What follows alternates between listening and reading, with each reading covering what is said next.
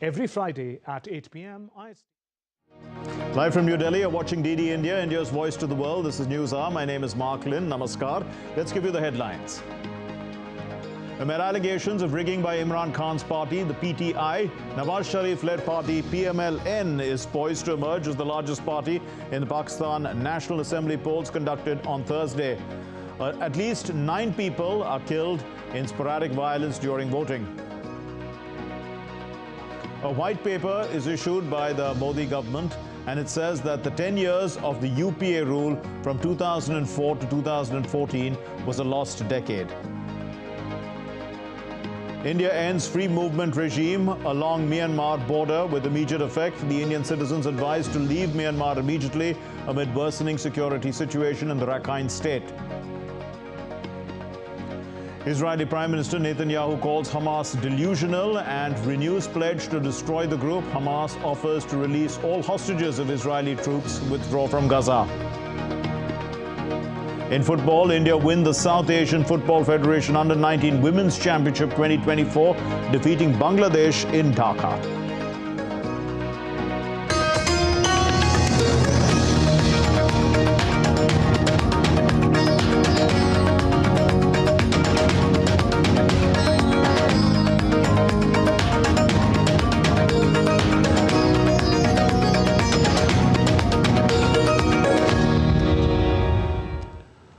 Pakistan began counting votes after polling ended on Thursday in a general election marred by militant attacks and suspension of mobile phone services. At least 9 people were killed across the country. The vote takes place at a time when the country grapples with an economic crisis and rising militant violence. A clear picture is likely to emerge early on Friday as counting continues through the night. Here's the report.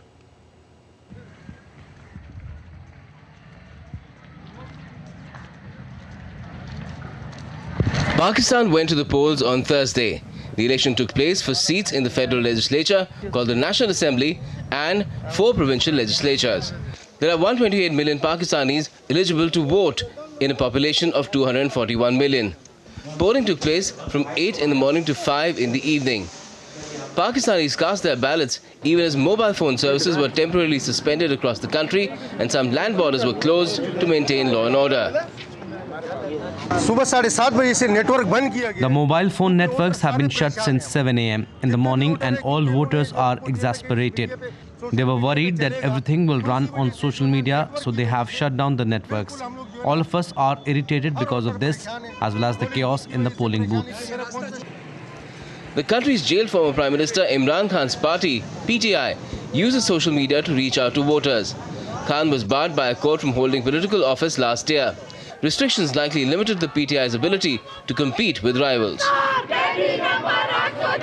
If they're not using even WhatsApp, then one of their family members is giving them the news from social media, because I think everybody has now realized how biased mainstream media is, be it the newspapers, be it the TV channels. So people are actually seeking alternate info, and that's coming from social media. Voters cast their ballots for 2 representatives, one to the National Assembly and the other to the Provincial Assembly in 4 provinces. In what appeared like a large representation, 5,121 candidates threw their hats in the ring for a chance to get into the Federal Assembly. There were 12,695 hopefuls for the provinces. But while the candidates are hopeful, not many voters share their enthusiasm. We are here to cast our votes because we know if we don't come, someone else would have done it for us. Our vote has little value. It doesn't make much difference whether we vote or we don't. We are voting to just satisfy ourselves that we have exercised our right to vote.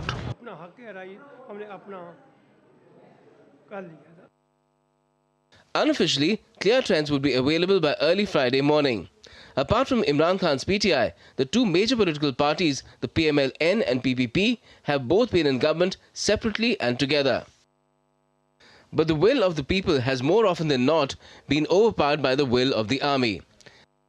Analysts say the generals are backing Sharif this time, after they preferred Khan in 2018. Interestingly, both former Prime Ministers say they were ousted by the army. The National Assembly has 336 seats, of which 266 are up for elections. 70 are reserved seats, 60 for women and 10 for non-Muslims. These are usually allotted by party strength of elected members, keeping the overall electoral percentage intact. Independent candidates who are elected have the option to join any party after the elections. Once constituted, the National Assembly holds a parliamentary vote to select a leader of the House, who becomes the Prime Minister. The Prime Minister so elected must have a simple majority in the House, which works out to the support of at least 169 members. Bureau Report, DD India. India's central bank, that's the Reserve Bank of India's Monetary Policy Committee, has kept the repo rate unchanged at 6.5%.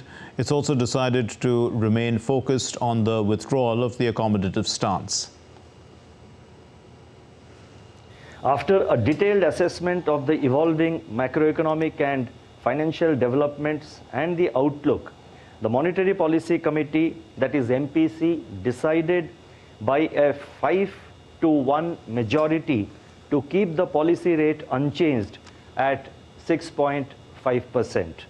Consequently, the standing deposit facility rate remains at 6.25%, and the marginal standing facility, that is MSF rate, and the bank rate at 6.75%.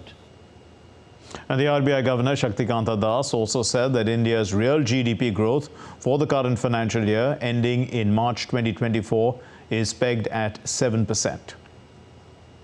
Real GDP growth for 2024-25, that is the next financial year, is projected at 7%. I repeat, real GDP growth for 2024-25, that is next financial year, is projected at 7%, with Q1 at 7.2%, Q2 at 6.8%, Q3 at 7%, and Q4 at 6.9%. The risks are evenly balanced. And to throw light on the RBI's Monetary Policy Committee's monetary policy review, let's talk to an expert. Dr. Charan Singh, eminent economist and CEO of eGrow Foundation, is with us. Dr. Charan Singh, always a pleasure speaking to you. But by keeping rates unchanged, does it imply that inflation is under control, GDP growth is on track? Absolutely. I think it's one of the most beautiful monetary policies and very well articulated that I've seen in recent times. Though there was a fracture in the vote, 5-1, and one of the members suggested we could go for a cut. But the governor, as he explained, said the purpose, the objective of keeping the rate where it is singular. We want expectations to be anchored at 4%. And as of now, that's not happening. The core inflation taking care of food and fuel is around 3.8, but the overall headline inflation, as he mentioned, is still hovering around 5.5. And now that is little high, and that is exactly what he said. Though it's lower than 6.7 that was recorded earlier, but it is still 5.5, is little higher. For the whole year, they're still thinking it'll average out around 5.4%. So I think the governor is right where he is pushing, and this is an election year. Yes. And the policy has to be very, very carefully crafted, and the economy has to stay under control. So I think the governor has done a great job by continuing to anchor inflation. He also mentioned that the 250 basis point hike that has happened in recent time has yet not gone through the whole system. And that is why they have done aggressively the repos that they did yesterday and the day before, where they're trying to suck out liquidity, the point which you made, that they're going to continue to put pressure on accommodation till the inflation anchors at 4%. So I think very much in control of the economy, and that is something very good. As far as growth rate is concerned, I think the governor has taken a very conservative stance, 7%. The trend in the economy, again, in election year, there's always a blip in the growth rate. I would have expected him to anchor it around 7.5 or 8%. We are already at 7.3. And the economy is booming. Everybody is very positive. You see the exuberism everywhere, stock market, individuals. So I would have expected, and manufacturing is doing good, services doing good, rabi crop is doing good. So I would have expected a little higher. But I think he's in sync with the government. Government had done an estimate in the budget at 10.5% GDP growth.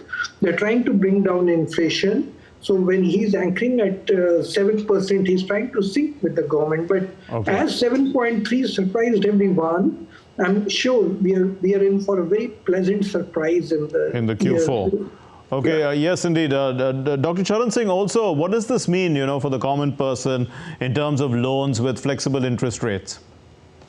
Yeah, I think that's a very positive thing that he has done, so that in case the interest rates are coming down, so obviously if you have taken a loan and if the interest rates start coming down, your loans are obviously going to adjust downwards. And I think that's a very positive thing. In the rest of the world, that is generally the trend that happens. Flexible exchange rate, flexible interest rate policy is very good. One thing I must mention in this policy has done something very unique as far as the MSMEs are concerned. So he has offered them the key fact statement. I thought that was very good. So the MSMEs, like you're talking about the flexible interest rates, once they are giving loans to the MSMEs, they will tell them that these are the terms and conditions. And so the confidence of the MSMEs in taking loans increases. So I thought that's very positive. We'll leave it there. Thank you very much, Dr. Charan Singh. Thank you for enlightening us on the RBI monetary policy. Moving on then, India's Finance Minister Nirmala Sitharaman presented a copy of a white paper on the Indian economy in Parliament today. The white paper compares the economic performance of 10 years of the Congress-led UPA government with 10 years of the BJP-led NDA government. The objectives of this white paper, in fact, the objective is to apprise members of Parliament of the nature and extent of governance, economic and fiscal crises that were bequeathed to this government when it assumed office in 2014. It also informs about the policies and measures that the Modi government has taken to restore the health in the economy and also to make it more vigorous and capable of fulfilling growth aspirations of the people in the present time as well as in the Amrit Kal. Now, speaking in Parliament, Nirmala Sitharaman, the Finance Minister, talked about the various steps that the current government has been taking to maintain and nurture the economy in post-COVID months. We are indicating clearly the emphasis given on capital expenditure for one, immediately after COVID to revive the economy, and two, subsequently after a year or two, to sustain the good pace at which Indian economy is growing. The route that we are taking is spend on public infrastructure creation, asset creation, because that, as opposed to spending on revenue expenditure, gives you better returns for the investment made. Now, India's Prime Minister Narendra Modi on Thursday bid farewell to lawmakers who are retiring from the upper house of the country's parliament, that's called the Rajya Sabha. And the Prime Minister commended the former Prime Minister, Dr. Manmohan Singh's contribution. And he said that Dr. Singh worked even while being in a wheelchair. Now, 68 members of the Rajya Sabha are retiring between February and May after the completion of their terms. वैचारिक मतभेद, कभी बहस में छिटाकशी, वो तो बहुत अल्पकालीन होता है, लेकिन इतने लंबे अरसे तक जिस प्रकार से उन्होंने इस सदन का मार्गदर्शन किया है,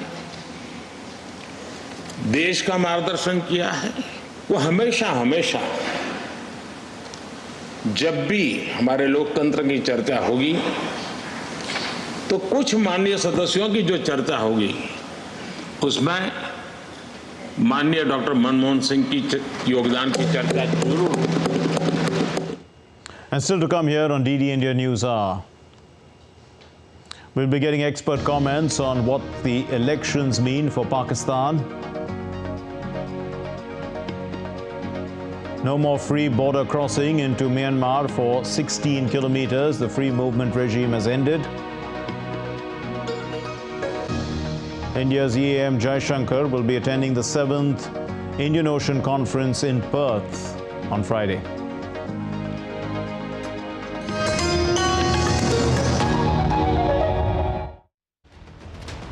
Is China's economy a ticking time bomb? China, once a growth powerhouse, is becoming a concern for global economy.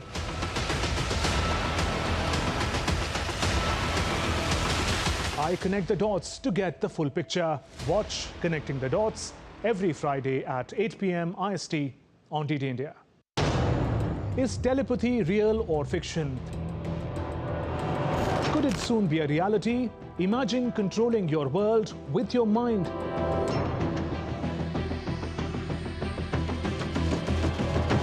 Elon Musk's brain chip promises telepathy for real. But is it safe? Is it ethical? I connect the dots to get the full picture.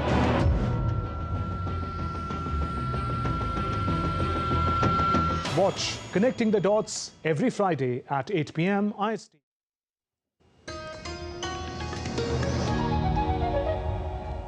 You're watching DD India News Hour. I'm Mark Lynn, and going back to our top story on the Pakistan elections, we have with us TCA Raghavan, who's the former High Commissioner of India to Pakistan. Thank you very much, Ambassador Raghavan.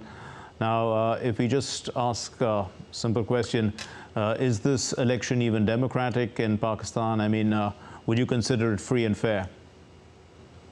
Well, it is certainly not free and fair in a classical sense, because one of the principal protagonists, which is former Prime Minister Imran Khan and his party, have been put under tremendous pressure before the election.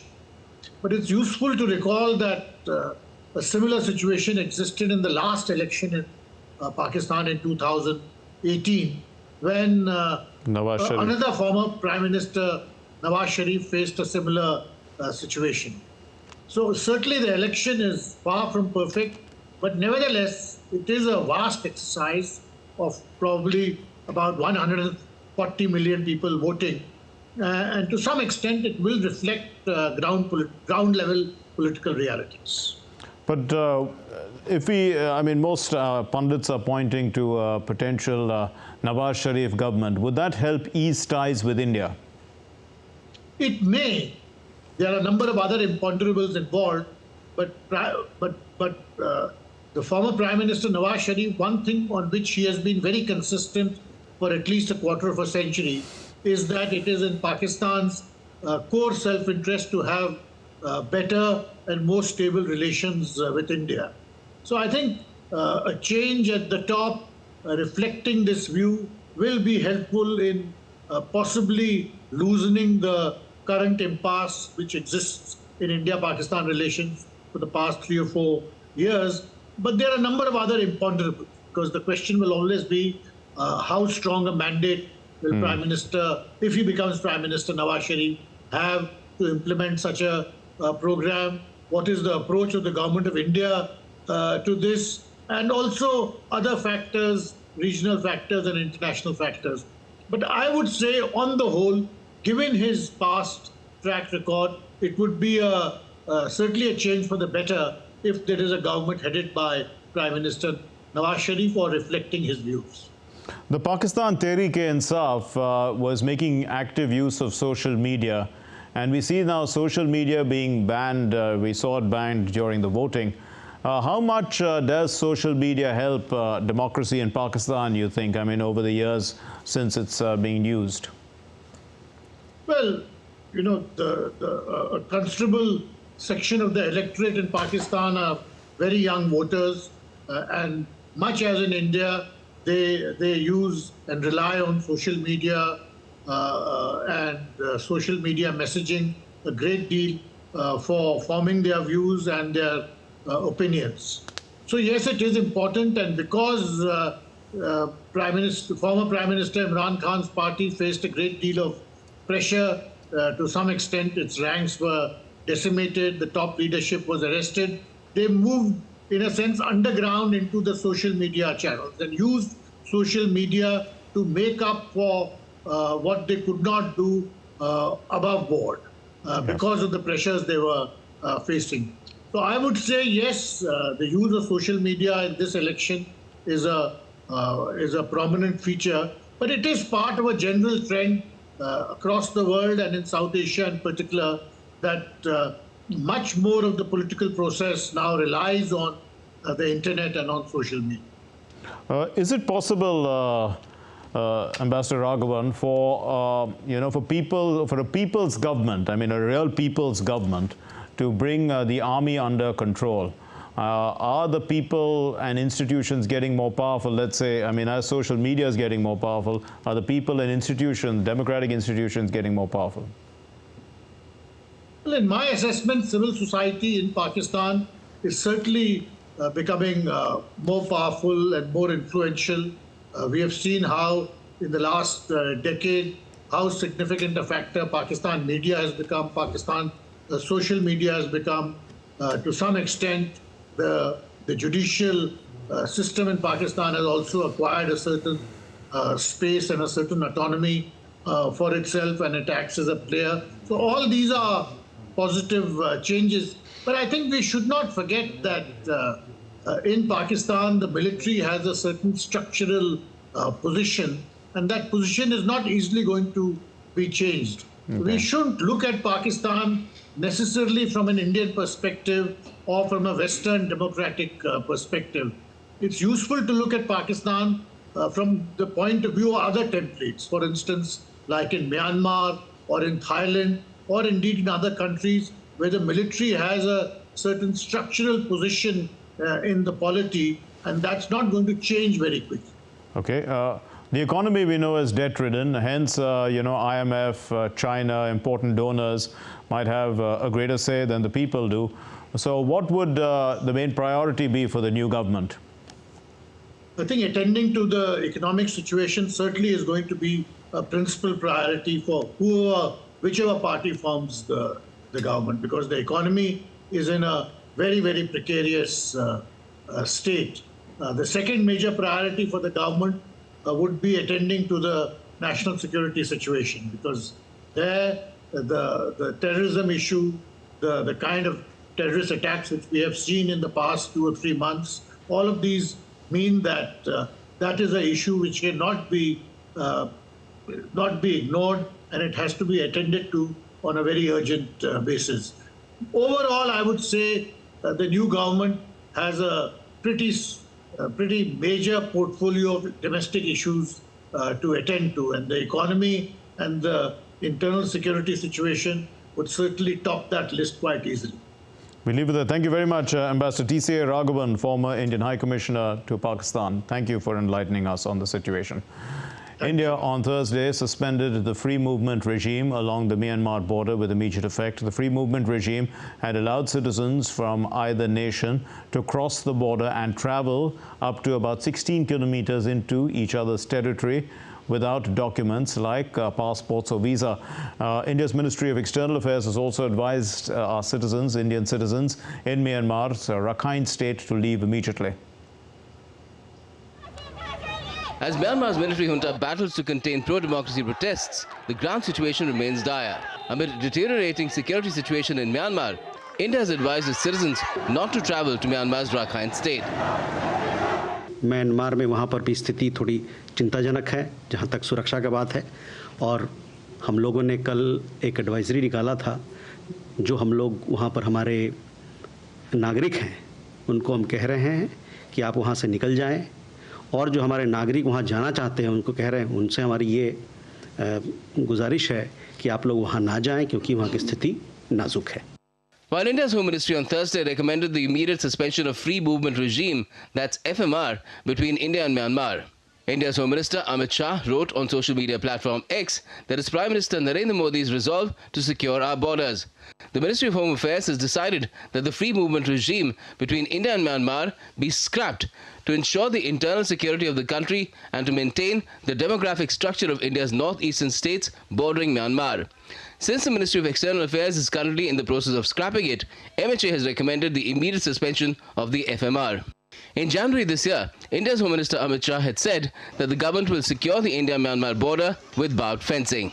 Myanmar के साथ हमारी सीमा जो खुली सीमा है, नरेंद्र मोदी सरकार ने निर्णय करा है कि भारत म्यांमार सीमा को हम बाढ़ से सुरक्षित करेंगे और पूरी सीमा पर बांग्लादेश की तर्ज पर बाढ़ लगाने का काम करेंगे।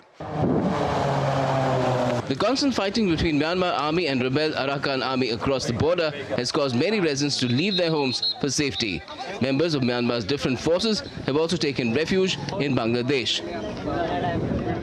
Bangladesh Foreign Minister Hassan Mahmood, who visited India, said that the deteriorating security situation in Myanmar is worrying for India and Bangladesh. Hassan Mahmood said the issue figured in his meeting with India's National Security Advisor Ajit Doval. Armed conflicts across Myanmar have resulted in numerous civilian casualties. UN Children's Fund, that's UNICEF, condemned Monday's deadly airstrike on 2 schools in eastern Myanmar. According to Myanmar's ambassador to the United Nations, Khe Moe Tun, more than 2.6 million people have been internally displaced. The 1st of February 2024 marked 3 years since the Myanmar military overturned a democratically elected government. Any hope for quick return to democracy was dashed on the 31st of January after Myanmar's military rulers extended the state of emergency in the country. Fuzail Ahmed's report for DD India.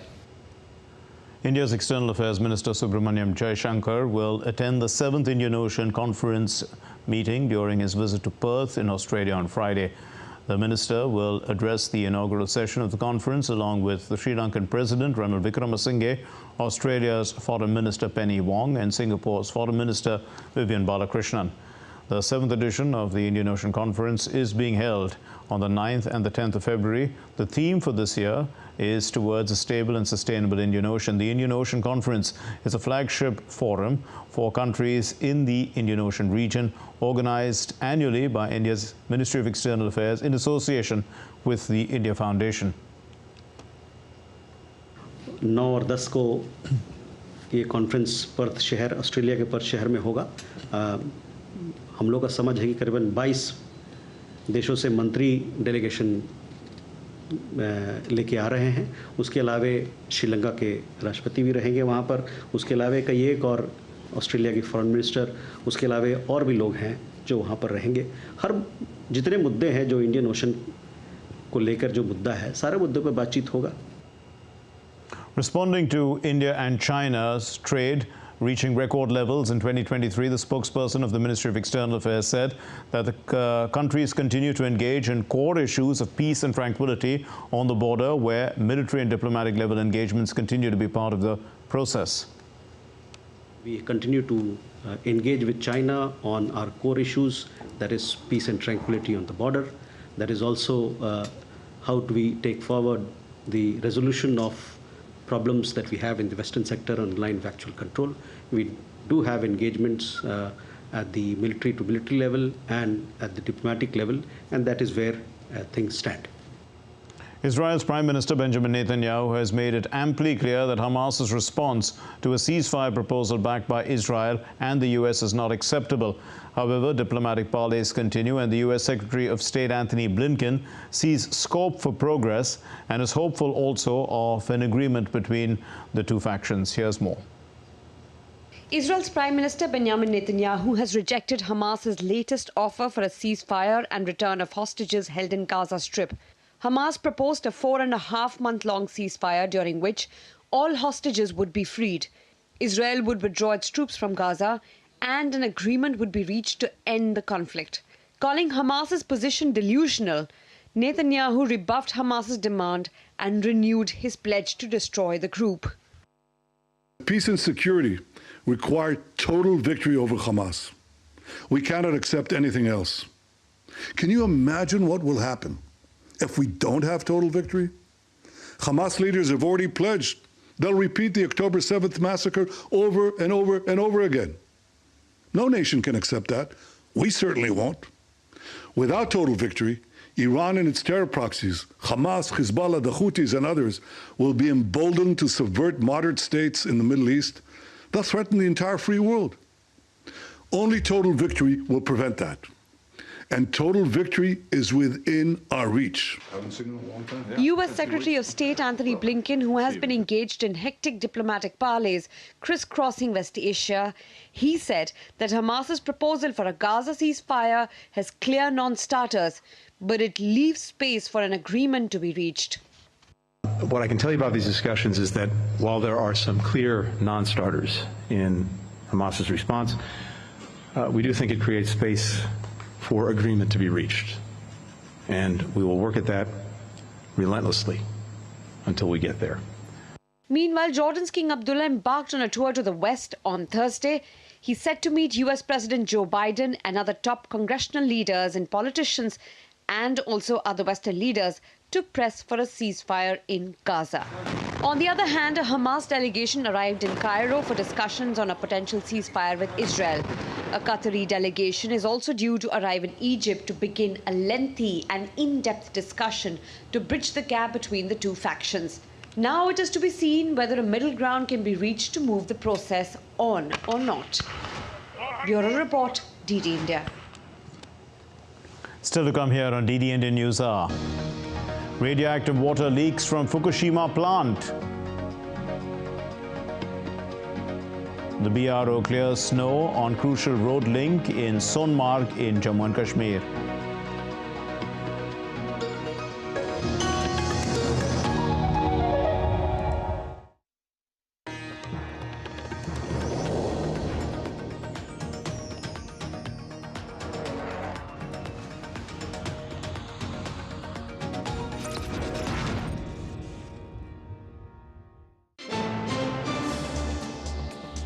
Voice of a rising aspirational world. Stories of challenges, struggles and accomplishment. A world battling conflict, hunger and poverty. Embracing growth, development, science and technology. A voice of progress, a voice of unity. Watch Voice of the Global South with me, Akshay Dongre, only on DD India.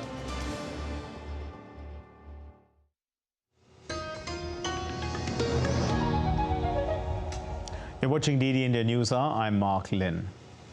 In an exclusive interview with DD India, the External Affairs Minister of India, Dr. S. Jaishankar, said that the solution to the problems that the world is facing today lies in consensus, and India is culturally capable enough of making that happen. It is the only solution to the problem of the North-South divide, he said, or the East-West polarization. You can watch that full interview with Dr. Jaishankar at 6 p.m. Indian Standard Time on DD India on Friday. To bridge the North-South divide and the East-West polarization, that also required a lot of self-assurance and a lot of skill and a certain, I would say, an Indian Bharatiya ability. An inner force,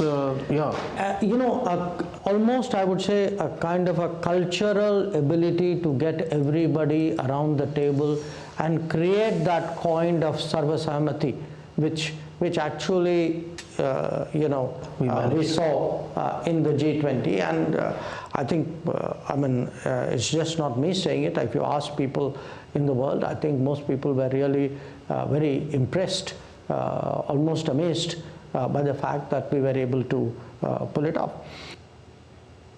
In a game-changing move that amplifies the government of India's Make in India vision, the French aerospace manufacturer Airbus has awarded a contract to Dynamatic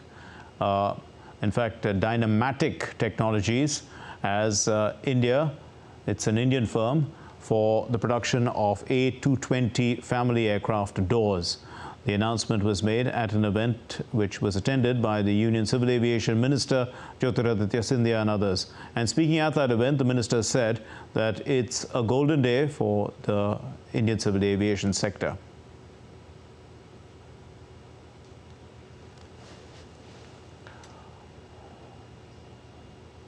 Today really is a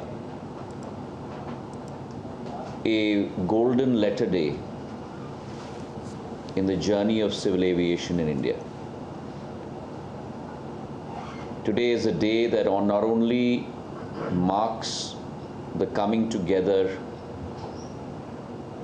of the largest aviation manufacturer in the world in the form of Airbus, along with our engineering prowess in India in the form of Dynamatic Technologies, but it also marks in many ways what has come to be in terms of India becoming a destination for aerospace manufacturing.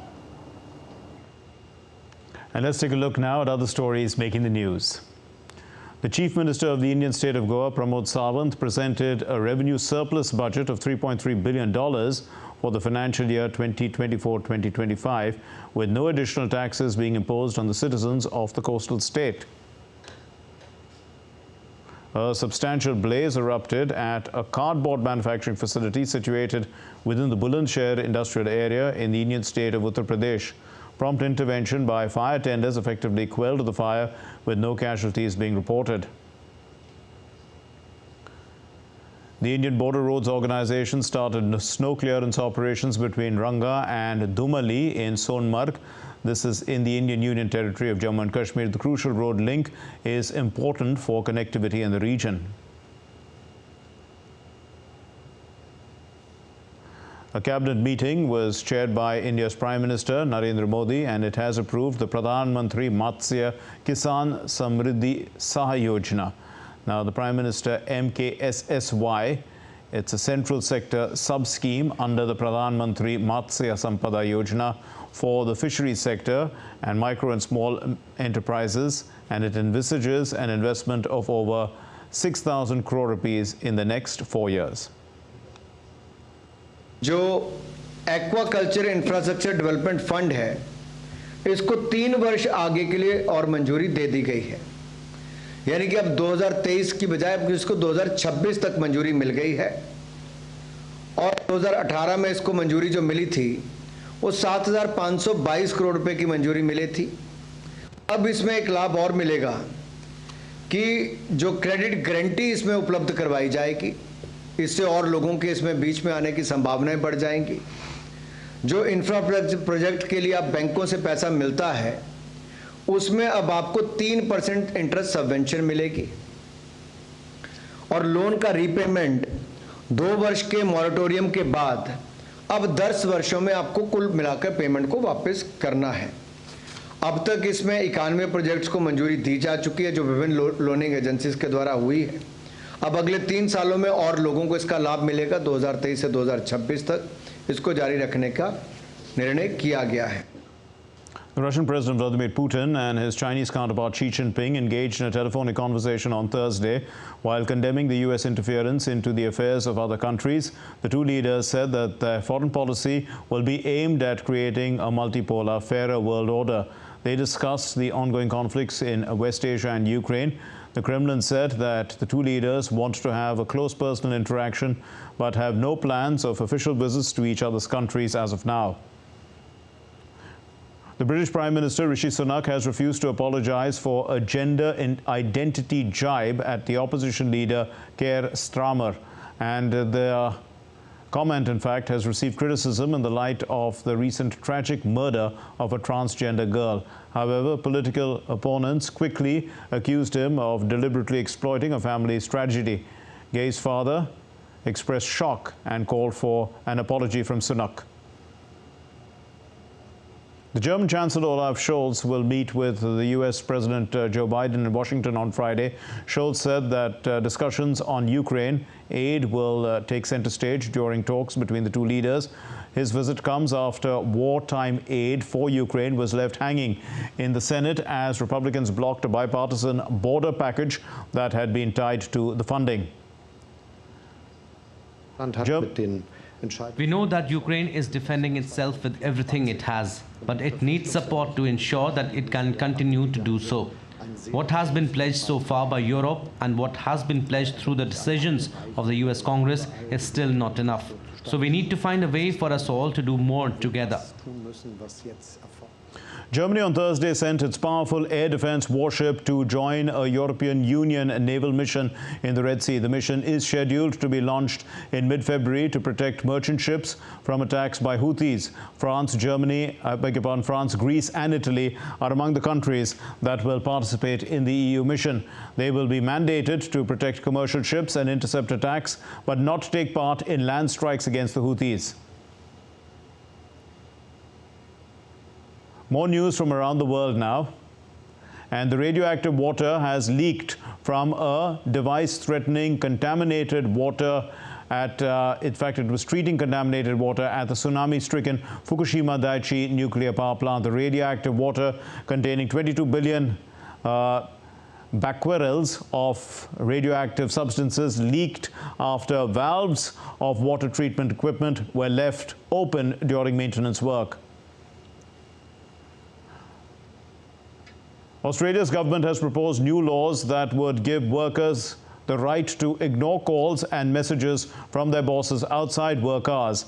The right to disconnect are part of multiple changes. These are part of multiple changes to industrial relations laws in the parliamentary bill.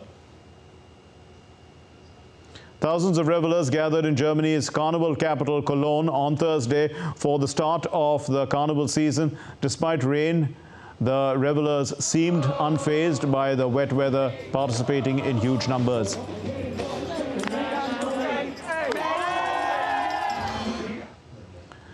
Silver emerged as an alternative to gold in Egypt as the gold prices in the markets reached their highest level.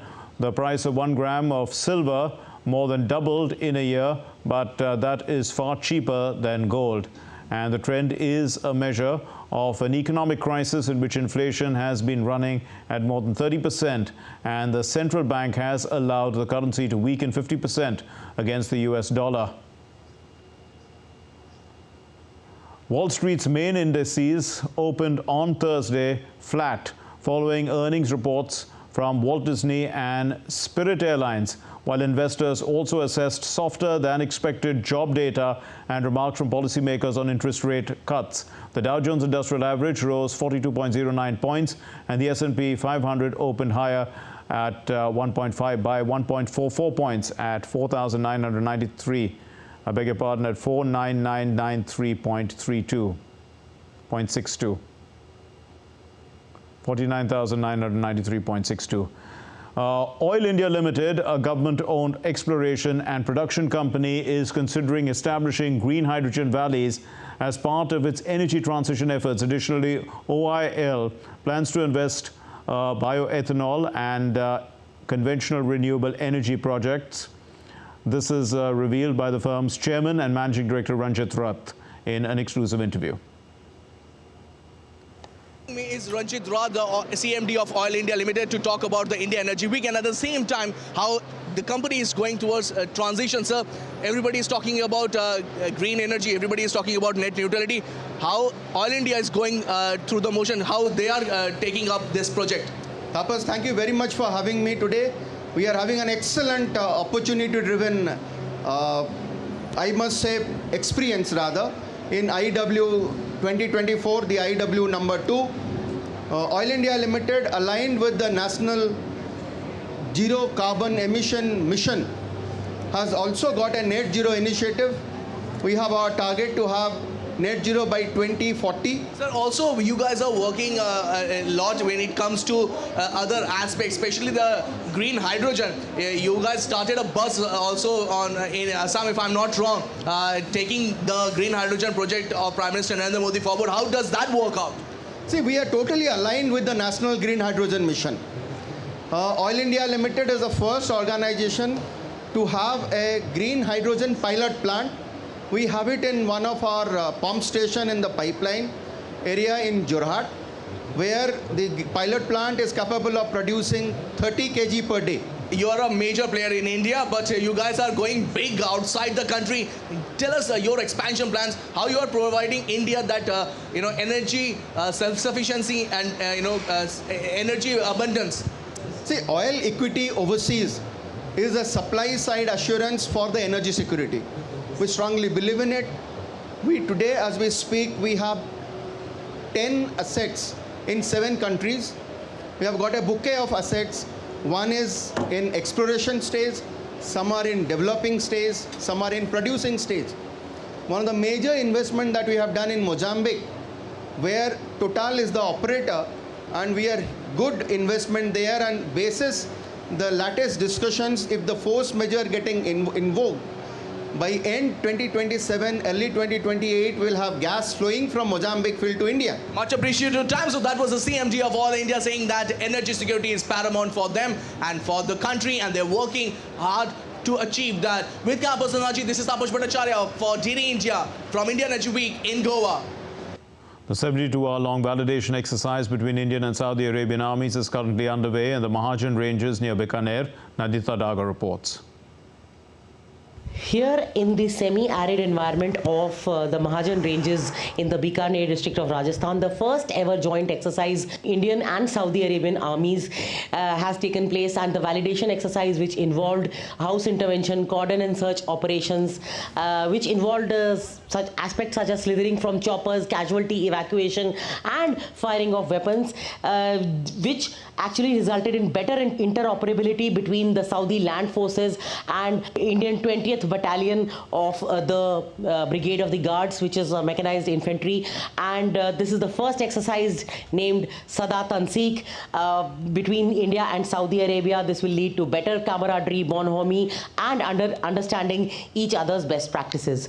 With camera person Mohammad Rafiq Pathan from the Mahajan ranges in Bikaner, Rajasthan, this is Nandita Dagar for DD in India. Well, the European Union's Copernicus Climate Change Service has said that for the first time, global warming has exceeded 1.5 degrees Celsius across the entire year. And in 2015, in the Paris Agreement, countries had agreed to try and prevent global warming surpassing the 1.5 degrees Celsius mark. And that is to avoid, of course, the unleashing of more severe and irreversible consequences. Now, EU scientists say that a rapid reduction in greenhouse gas emissions are the only way to stop global temperatures from rising.